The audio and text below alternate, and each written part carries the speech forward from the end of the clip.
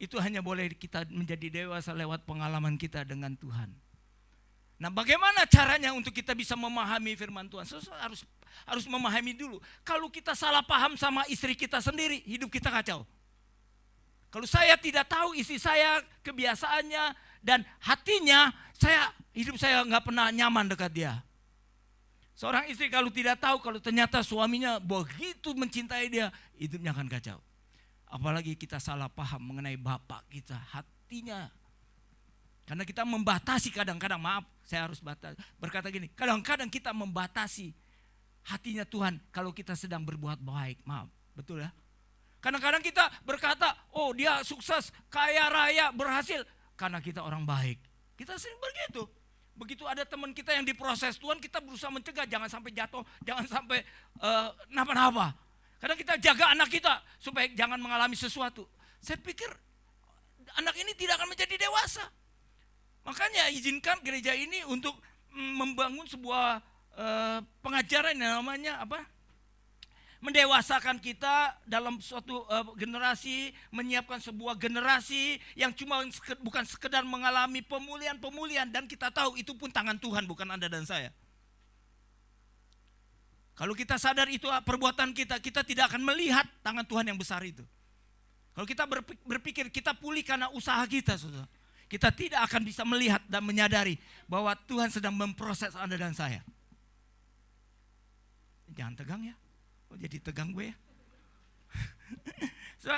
Cara salah satu adalah membaca kabar baik. Boleh buka Roma 1 ya. Untuk menjadi dewasa, untuk menjadi jemaat, untuk menjadi generasi yang luar biasa. Mau gak mau, ya kita harus mendengar ini, saudara. Mendengar Injil ini, saudara. Roma 1 ayat 16 ya. Sebab aku tidak malu akan Injil Kristus. Yang bicara ini Paulus. Orang yang sangat beragamawi tanda kutip. Orang yang punya masa lalu, orang beragama yang berpikir harus melakukan sesuatu untuk membela Tuhan. Kita tahu agama adalah usaha manusia untuk melakukan sesuatu perbuatan tanda kutip apapun itu untuk mendapatkan perkenanan Tuhan. Paulus orang seperti itu. Bahkan dia punya izin membunuh untuk memaksa orang pindah dari imannya kepada. Tapi waktu dia berjumpa dengan Tuhan, berjumpa dengan Kristus yang ajaib ini, dia sadar. Dan dia selalu berkata, ternyata hidup yang kuhidupi sekarang di dalam daging ini adalah hidup oleh iman di dalam anak Elohim, yaitu Yesus Kristus. Paulus juga sadar, ternyata aku ini orang paling berdosa dari seluruh orang berdosa. Itu kedewasaan, susah. Waktu dicelikan, dia sadar ini bukan usahanya, semua karena anugerah Tuhan, karena belas kasihan Tuhan atas setiap manusia, saudara. Dan kita baca di Alkitab, tidak ada satu tokoh pun yang benar, tidak ada satu tokoh pun Alkitab yang baik, yang tertulis cuman Henok tuh yang tertulis jelas. Tapi di luar itu tidak ada satu tokoh pun yang patut kita teladani. Nah, untuk bisa mengerti ini kita baca ya. Sebab aku tidak malu akan Injil Kristus. Karena Injil itu adalah kuasa Elohim yang menyelamatkan setiap orang yang percaya. Pertama-tama orang Yahudi dan juga orang Yunani. Jadi artinya Injil ini diberitakan pertama-tama untuk orang Yahudi. Karena ditulis oleh orang Yahudi. Dan kita sering salah mengartikan Injil, saudara. Injil itu ditulis untuk orang Yahudi. Berita tentang Yesus untuk orang Yahudi awalnya. Tapi banyak yang menolak. Sehingga Tuhan memakai Paulus untuk memberitakan ini kepada bangsa-bangsa. Dan Anda hari ini di tempat ini saya mau katakan, saya harus berkata bahwa hidup saya hari ini harusnya limpah dengan ucapan syukur. Bukan cuma di mulut, tapi karena saya mengalami kehidupan bersama Tuhan di dalam kehidupan yang penuh dengan tekanan, yang penuh dengan sesuatu yang tidak menyenangkan. Dan kekristenan berbicara tentang proses itu. Bukan proses yang enak-enak, itu omongan setan. Hawa, Kalau lu makan buah ini, lu akan jadi seperti Tuhan. Dan berapa banyak kita hari ini suka berperan sebagai Tuhan. Itu belum dewasa. Kedewasaan adalah menyadari bahwa aku ini adalah orang yang sebetulnya nggak bisa apa-apa. Aku ini orang yang letih, lemah, dan seringkali mengalami keputusan yang ku ambil keputusan salah. Ketika kita menyadari itu, kita bisa melihat orang sekitar kita sama dengan kita. Artinya kita penuh dengan belas kasihan sama mereka. Dan itu modal untuk orang datang kepada Tuhan.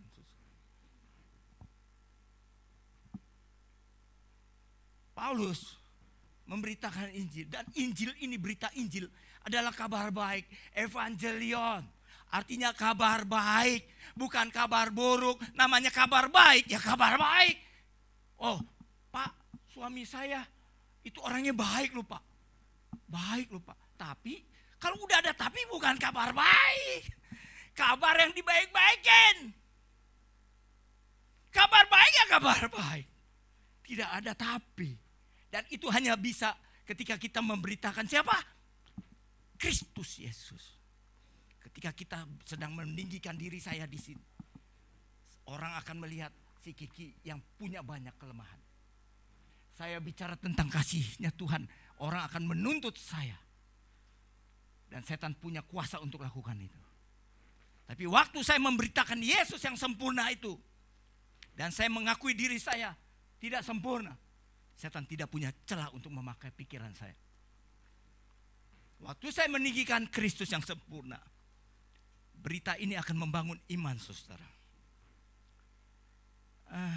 Saya kebetulan ada ibu ini teman saya lama, klien, jadi saya orang salon. Jadi jangan kaget, saya gini-gini orang salon, botak-botak juga, tenang aja. Ya, dan jangan anggap saya old fashion ya, jangan. ya saudara, saya senang di salon, saya hobi. Saya memberitakan Injil saudara kepada setiap tamu yang datang, termasuk ibu, bapak. Bahkan saya ke Israel, saya bawa mereka.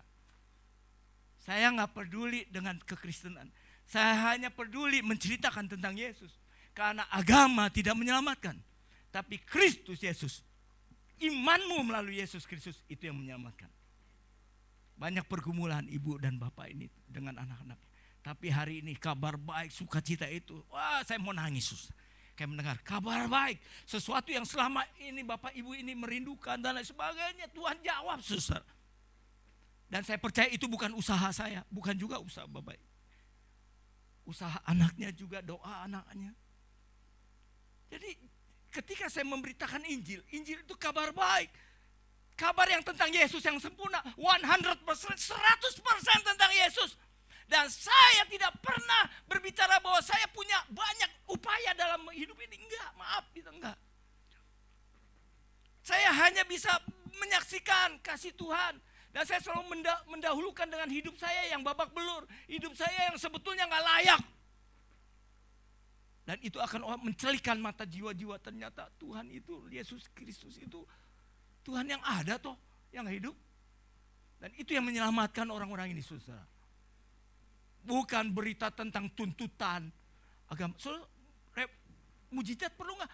Perlu. Karena mujizat itu dibutuhkan bukan cuma untuk orang percaya aja, tapi untuk orang yang belum percaya. Jadi kita jangan fokus ke sana. Nah hari ini saya mau ajar kita sama-sama belajar, bukan saya pintar ya, maaf ya. Karena saya tidak pernah merasa diri saya pintar. Tapi ya nggak tahu ya, Tuhan bawa saya sampai hari ini. Kok jadi gembala, kok jadi pendeta. Kok di bawah saya ada banyak pendeta yang diikut saya. Dan aneh bin ajaib, pendetanya itu S1, saya S-teler. Pendeta saya S3 dokter. Kan lucu kan? Tapi saya pun nggak mengerti ini. Saya hanya punya pengalaman dengan Tuhan. Saya mengalami anugerahnya setiap hari. Dan itu membuat saya cukup untuk menjadi saksi buat Tuhan.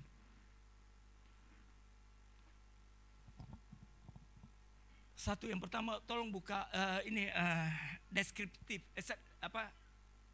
deskriptif ya, yang itu catatan itu, preskriptif. Nah, pertama untuk kita bisa memahami hati Tuhan, saudara, kita harus membaca firman Tuhan dengan cara pandang ini, saudara.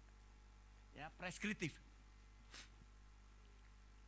Boleh minta tisu, maaf ya, apa-apa santai aja.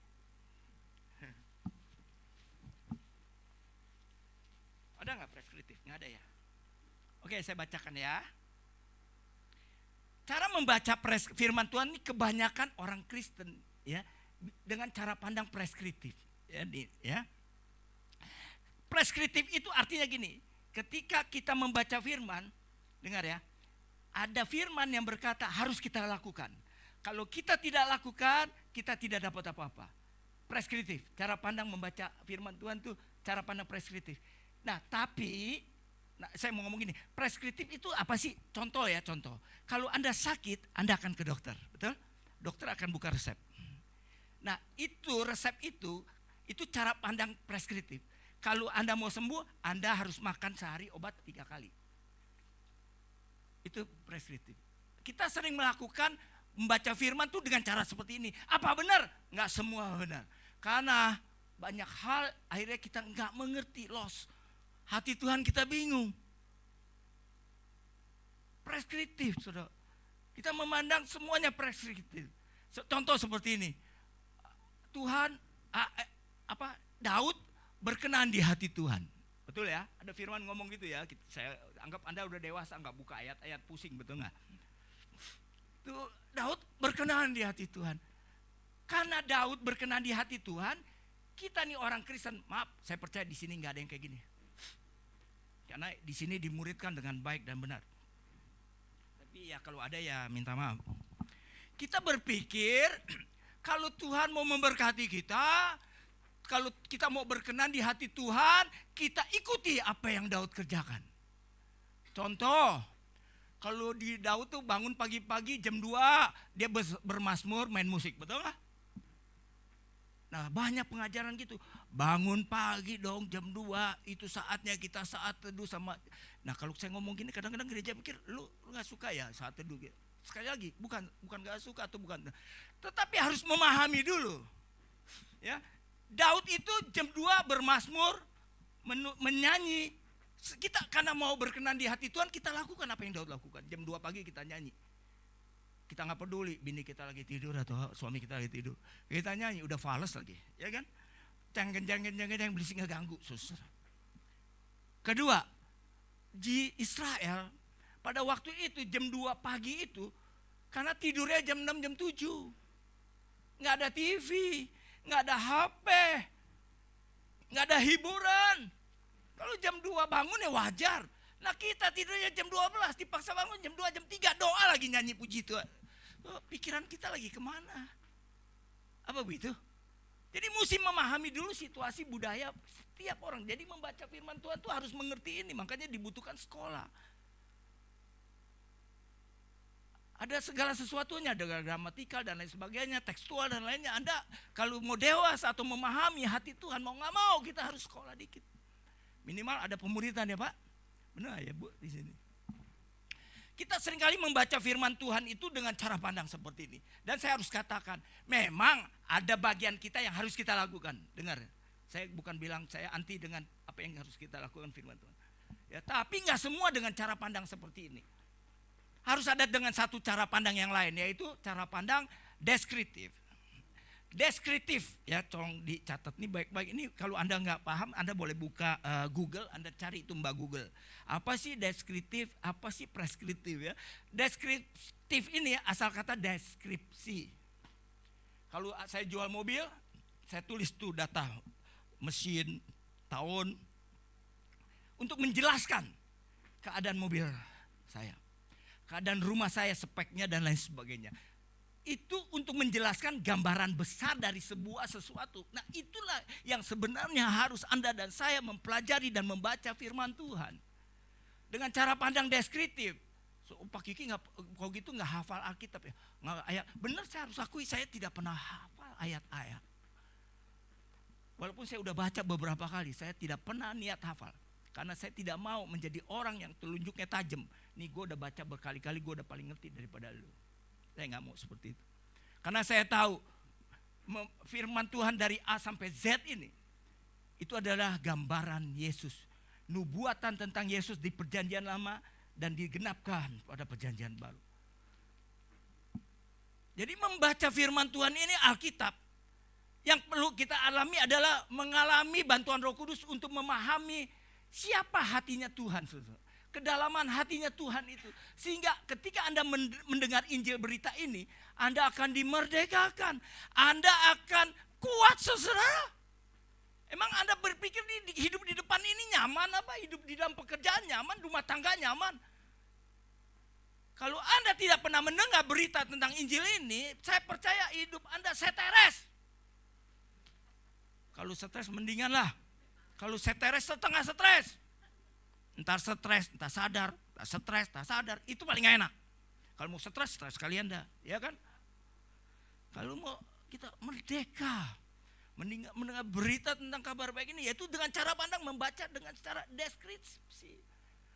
Saya mau nanya deh, orang di sini suka nonton siapa? Apalagi nonton film seri drama Korea, ada kan? Nggak ada ya? Puji Tuhan, nggak ada yang ngaku maksudnya. Saudara, membaca deskripsi, Anda tahu saya ini pembaca buku. Dulu masih remaja saya suka baca Kopingho. Sama ya? Tokonya belum buka, kita udah di depan toko nungguin. Bapak pernah baca Pak Erwin? Kopingho. Kurang ajar itu buku. Buku sekolah kita nggak mau baca, buku dia kita baca. Iya, takut ketinggalan. Saya mau nanya, waktu baca Kopingho dihafalin apa enggak? Hafalin, Mbak? Enggak kan? Waktu kita selesai baca, tutup, kita tahu nggak isinya apa? Tahu lah, ya kan? Siapa? Jagoannya, ya Sumahan. Betul? Betul? Salah apa betul? Sumahan. Dia berguru di mana? Sama siapa? Bu Kek Siansu. Ketika kita membaca dengan menyelami, dengan memahami keindahan buku itu, kita akan mengerti isinya. Penjahatnya aja kita tahu. Cara pandang membaca Alkitab itu, yaitu dengan cara seperti ini. Dengan cara deskripsi menemukan gambaran besar apa yang dimaksud dengan Injil ini. Sedangkan kita tahu Alkitab itu memang firman Tuhan, tapi ada juga setan berfirman. Jadi jangan semua berkata, oh ini semua firman Tuhan. Oh, setan juga berfirman. Dan Ayub pernah salah paham tentang Tuhan. Ayub aja yang ditulis begitu luar biasa, ternyata pernah salah mengenal Tuhan. Anda baca Ayub, tahu dia salah paham dengan Tuhan, sehingga dia berkata di akhirnya, ternyata gue dengan Tuhan tuh dulu kata orang, sekarang gue hadap dengan hadapanmu. Dia salah paham mengenal Tuhan, bahaya saudara, bahaya. Kalau saya bicara kesaksian hari ini, saya mengalami banyak tangan Tuhan, apalagi setelah pandemi ini. Saya lagi bingung sebingung-bingungnya. Saat saya udah dewasa, saat saya udah mengerti kebenaran ini, saya hidup dengan enak, dengan sukacita, dengan damai sejahtera. Orang-orang seperti saya bukan berarti nggak ada masalah ya, saya mau ngomong dulu. Tetapi damai sejahtera, sukacita itu mengalahkan semua itu. Di saat saya sudah tidak membutuhkan banyak hal, saudara, berkat Tuhan itu turun, kayak hujan, Apa saya sampai bingung, Tuhan kok aneh sih, saat gua nggak butuh kok dikasih semua. Dulu gua lagi butuh gak dikasih. Ternyata Tuhan luar biasa, saudara. Dia akan memberkati Anda dan saya ketika Anda sudah memahami, menjadi orang-orang yang dewasa, melahirkan generasi-generasi yang dewasa. Ya, cara pandang kita yang pertama untuk mendewasakan kita, membuat kita menjadi generasi yang benar-benar bukan cuma mengalami pemulihan di dalam segala hal. Dan saya percaya pemulihan itu harus terjadi atas setiap kita. Kok gak ada amin ya? Emang belum pulih ya? Kalau yang belum pulih puji Tuhan. Karena dalam proses. Dan saya gak pernah menghambat. Maaf ya, pelayanan saya lebih beda dengan Bapak Ibu. Di gereja saya, bukan di gereja, di komunitas saya isinya orang-orang biang kerok. Masih nobat, masih ngerokok, masih awewe, mabok. Kaget saya, gila gak lo? Udah bertahun-tahun ikut Tuhan, salah memahami Injil kasih karunia. Dia pikir dengan mengalami Injil dan dia menyadari kalau Tuhan tuh mengasihi dia, menerima dia apa adanya, mencintai tanpa syarat, pasti diselamatkan. Dia pikir izin berbuat yang enggak, ampun dah gue. Kembali ya saudara. Dewasa enggak dewasa itu bukan tergantung orang lain. Tergantung bagaimana kita mengalami dia di dalam keadaan apapun. Pak Kiki, bagaimana caranya berhenti pakai narkoba? Nanya gue begitu. Kalau dia mau berhenti gak usah nanya ya. Dia nanya, dicobai gue sama pendeta. Maaf jemaat. Jawaban saya apa? Jawaban, pakai aja yang banyak, gak apa-apa. Pakai, paling mati lu, saya gitu ya. Emang gak munafik gue, kalau lu mau pakai. Karena saya tahu, lu pakai sekarang berhenti gak berhenti, kalau lu masih pakai terus ujung-ujungnya juga mati. Minimal ke penjara. Jadi kalau mau berhenti gimana Pak? Jangan berhenti. Pakai yang banyak. Sampai lu nek. Makanya teman-teman saya bikin dosa tuh, saya bilang, lu jangan tanggung, bikin dosa yang banyak sampai lu nek, sampai muntah. Mana ada yang bisa ngomong seperti ini kalau bukan orang yang ngalami Tuhan pribadi. Karena kita tidak bisa mengubah orang. Mulut kita capek ngomongin orang. Apalagi marah-marahin orang. Gue mahal emosi gue. Kita banyak masalah, kita marah-marahin orang. Rugi kita. Ya, cara pandang yang pertama adalah kita mesti memahami cara baca ini Alkitab. Jangan salah paham nih. Dengar baik, perbuatan yang kita lakukan hari ini, pelayanan yang kita kerjakan. Dan hari ini saya gak berani ngaku di orang-orang di mana-mana. Saya sedang melayani Tuhan, malu saya. Karena melayani kalau ada motivasi itu bukan melayani. Jadi kalau ditanya Pak Kiki, besok minggu pelayanan kemana? Gue bukan melayani, gue sedang ditugaskan. Jadi saya tutup kata pelayanan. Karena saya tahu saya penuh dengan keinginan. Masih ada motivasi gak sempurna. Jadi saya selalu bilang, enggak, gue lagi tugas. Padahal disuruh guntingin orang loh. Ada janji bos guntingin. Kalau ke tempat dia minimal 1 juta gue dapat. Enggak, gue mau tugas. Mau ngerti gak ngerti terserah lu. Karena gue percaya berkat mah kapan aja, betul gak bro? Jadi untuk kita menjadi lebih dewasa, benar gereja ini mengalami dulu pemulihan.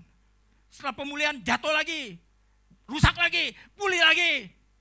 Sampai kapan? Terserah Tuhan. Gue gak pernah mencoba berusaha untuk jadi orang baik atau berusaha membaikan orang, karena itu perbuatan pribadi Roh Kudus sama dia pribadi. Bagian kita adalah menemani, bagian kita membangun, bagian kita menasehati. Tapi bukan menuntut, bukan lagi telunjuk lu, bego lu, tolol, bukan begitu. Ya, jadi ingat baik. Yang kedua, ya saudara, banyak orang Kristen untuk bisa mendewasa, menjadi dewasa nih. Ya, kita harus jangan menuntut buah, saudara. Bingung kan? Kok jadi orang Kristen jangan menuntut buah? Dengar baik. Coba gambarnya, buah. Buah ada gambar? Nggak bisa? Nggak ada ya? Ada buah. Iya, buah. Lihat tuh buah. Wah, di situ butek, di sini butek. Buah itu kalau kita ke supermarket, ibu-ibu pasti tahu. Yang dilihat apanya? Buah dulu, Bu. Oh, warnanya menyolok karena itu ice catching. Nah, manusia selalu mau melihat yang menyolok. Orang Kristen juga demikian. Ingin melihat buah hasil. Lu udah ikut Tuhan 7 tahun, buah lu mana? Kita nuntut. Dan saya mau katakan, jangan pernah kita fokus kepada buah atau mujizat, karena itu pekerjaan Roh Kudus, pekerjaan Tuhan. Karena dialah pokok anggur, kita ranting-ranting. Orang yang dewasa tidak akan fokus sama buah, karena akan kecewa, saudara. Ada ayatnya ya, pokok anggur.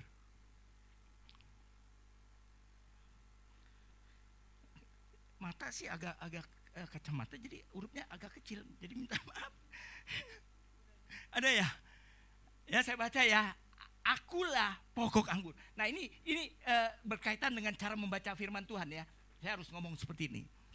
Akulah pokok anggur. Siapa yang ngomong? Tuhan Yesus. Ya, kamu adalah ranting-rantingnya. Ya kan? Siapa yang tinggal di dalam aku dan aku di dalam Yesus, maka ia menghasilkan buah yang banyak. Karena tanpa aku, kata Tuhan, kamu tidak dapat melakukan apa-apa. Artinya nehi simerekete. Dan Anda harus bisa memahami bahwa tulisan ini ditulis Yesus sebelum Yesus naik ke surga dan mengirimkan rohnya atas Anda dan saya. Ayat ini sebetulnya tidak berlaku buat Anda dan saya. No, kalau ngomong gini saya pasti dicela sama gereja-gereja. Udah tulis ini jelasan tulisan Yesus, benar. Tetapi ini ditulis sebelum Yesus naik ke surga. Dan dia tinggal di dalam kita. Dan kita di dalam apa saja yang Anda kerjakan pasti menghasilkan buah. Dan buah ini gak perlu kita fokus. Karena ada saatnya kita tidak lagi menghasilkan buah. Banyak orang untuk berbuah, kita pikir banyak yang kita harus kerjakan supaya menghasilkan buah. Saya mau ngomong, buah itu bukan kita dihasilkan dengan usaha kita. Percaya dah.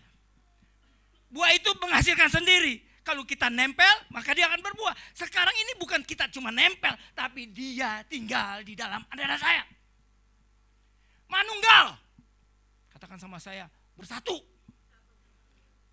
Tuhan di dalam kita. Yesus di dalam kita. Nah, cuman kita kadang-kadang gak sabar ngelihat buahnya. Kita lebih senang ngelihat orang buahnya buah plastik. Kelihatannya enak, indah, dimakan, boro-boro pahit. Nyep. Nyep apa itu bahasa apa sih? Nyep. Aduh, muntah lagi kita. Buah pahit masih mending. Pahit jadi obat. Buah asli kalau pahit pun jadi obat. Kecuali racun deh.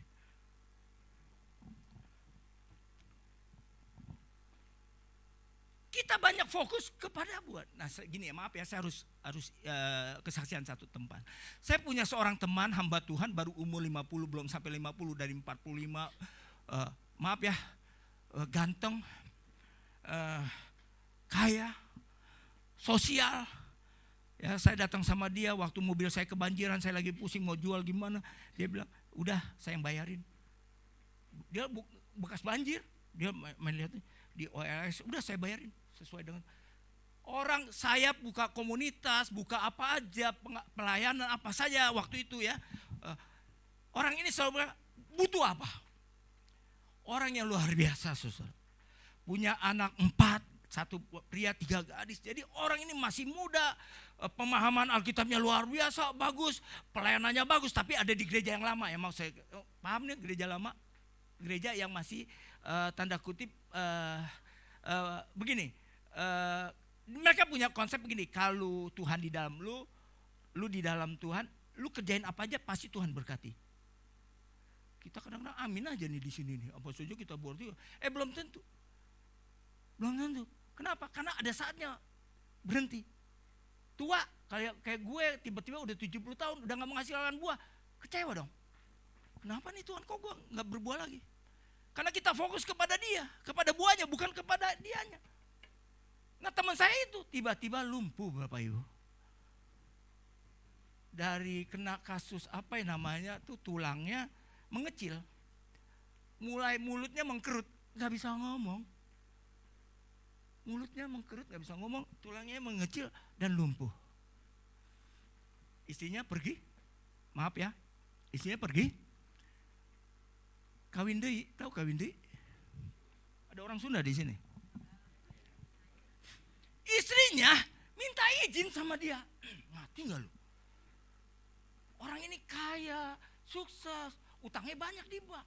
Jadi istrinya gak sanggup. Dan istrinya minta kawin izin. Bukan kawin sama duda, bukan, dipelihara. Dan dia gak bisa berbuat apa-apa. Diizinkan. Dan dia cuma ngomong sama saya, Pak Kiki, apa yang gua salah ya? Gua udah semua udah baik, udah bener. Dia ngomong gagap pakai WA. Apa salah saya ya? Dan dia marah sama Tuhan. Ada saatnya dia berprestasi menghasilkan sesuatu, tapi kadangkala kita nggak bisa menghambat usia, kadang-kadang kita nggak bisa menghambat keadaan apapun tubuh fisik kita, dan kadang tiba waktunya kita tidak menghasilkan buah. Karena firman Tuhan yang di sini nih sebelumnya ngomong gini, lanjut 6, ayat 6-nya bro, bantuin, ya dengerin nih ayatnya. Apakah Tuhan sejahat ini? Saya kadang lagi heran nih sama orang-orang. Hamba Tuhan, lu kalau nggak menghasilkan buah, dibakar lu, ditebang lu, masuk neraka lu, bener gak sih? Sadis banget Tuhan kita. Yang saya tahu sih waktu saya minta mati, Tuhan udah gak mau hidup. Ambil aja, gue udah gak berguna nih. Hidup tiap hari dari pagi sampai malam, sampai pagi lagi pakai narkoba. Udah gak ada pengharapan, udah orang udah jijik ngeliat saya. Setan aja udah gak mau lihat gue. Udah deh, daripada hidup di dunia, mati aja udah, mati. Tapi Tuhan kasih saya kehidupan. Hidup itu indah, kamu itu biji mata. Si Kiki yang ini disayang Tuhan. Baru saya menemukan cinta sejati dari Tuhan. Dunia boleh membenci saya. Ya, jika seseorang tinggal di dalam aku, tidak tinggal di dalam aku, ia dibuang keluar seperti ranting itu dan menjadi kering. Mereka mengumpulkannya dan mencampakkannya ke dalam api lalu dibakar. Apakah Tuhan sesadis ini? Ini Tuhan bicara sebelum naik ke surga ya. Tapi ada ayat yang berbeda. Satu lagi ayatnya. Maaf ya.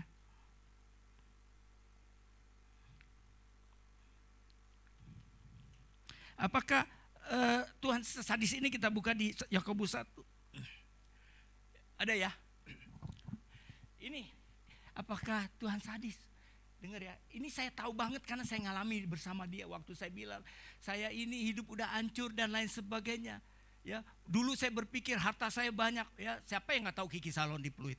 Ya, masih muda, usia 28, udah sukses, udah dan lain sebagainya, udah gila lah, udah hebat lah. Ya, tapi gara-gara pakai narkoba hidup gue babak belur dan hancur. Gue masih berpikir itu harta gue diambil karena nggak halal. Maksudnya halal apa sih? Nggak ngerti lah ya. Saya berpikir begitu. Dan apakah benar apa yang Tuhan sudah beri diambil lagi?